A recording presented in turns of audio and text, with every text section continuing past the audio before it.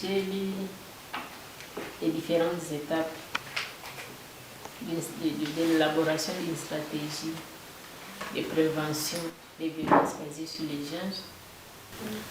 Et j'ai constaté que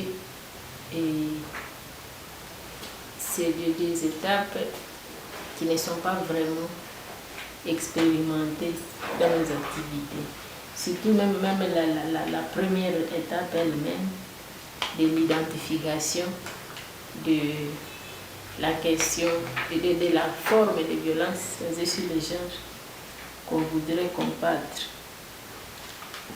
Et là, je me dis, nous on traite tout en même temps.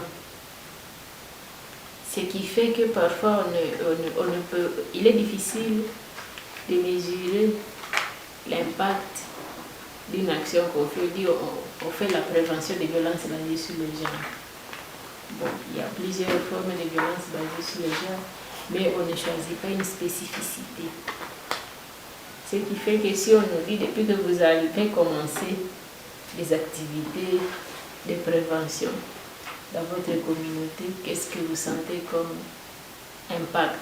Je suis en train de me demander comment on peut sortir de cette généralité à la particularité. Encore que, quand on parle des types de violences basées sur les genres, ils sont globalisants aussi. Si on peut parler, bon, c'est le viol qui est spécifique en tant que forme qu'on peut combattre de manière spécifique.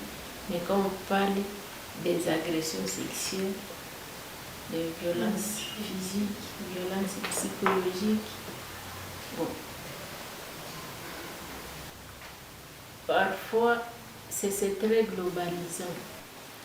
Parce que déjà la prévention de la violence, il faut d'abord voir comment est-ce qu'on va évaluer la prévention de la violence basée sur les genres. C'est pour réduire les risques qu'il n'y ait pas assez de violence.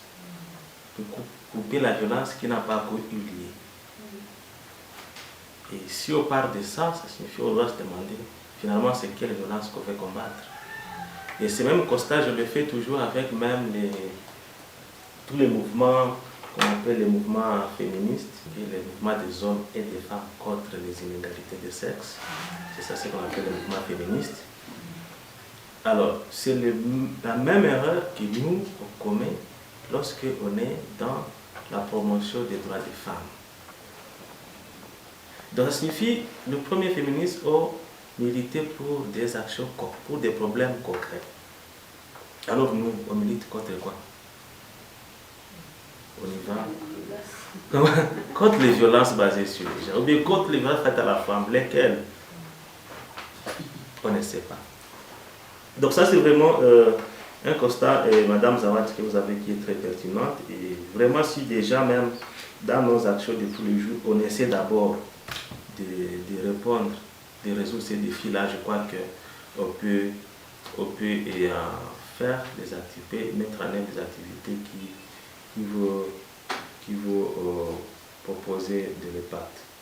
Maintenant, comment sortir de la généralité?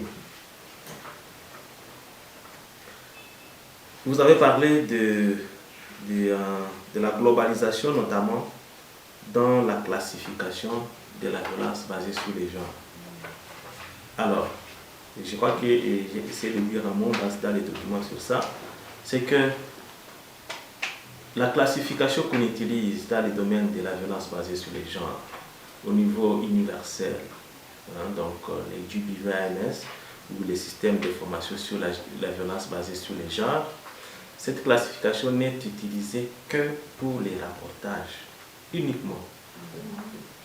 Donc ça c'est un système qui a été mis en place pour la base des données, pour rapporter les incidents sur la violence basée sur les genres. Uniquement, ça signifie pour éviter que chacun utilise son concept et sa classification, on se confie sur une classification commune que chaque personne va utiliser. Et donc le GBVAMS c'est uniquement pour les rapportages. Quand vous voulez analyser la proportion de la violence basée sur les genres dans un village X ou dans un pays X, on va utiliser quelle classification? Uniquement ça. Ok, uniquement ça. Et parce qu'avant, les gens utilisaient des classifications différentes. Par exemple, je sais qu'il y en a qui utilisaient la classification de la loi de 2006. D'ailleurs, la loi de 2006, ce n'est même pas une loi sur les violences basée sur les genres.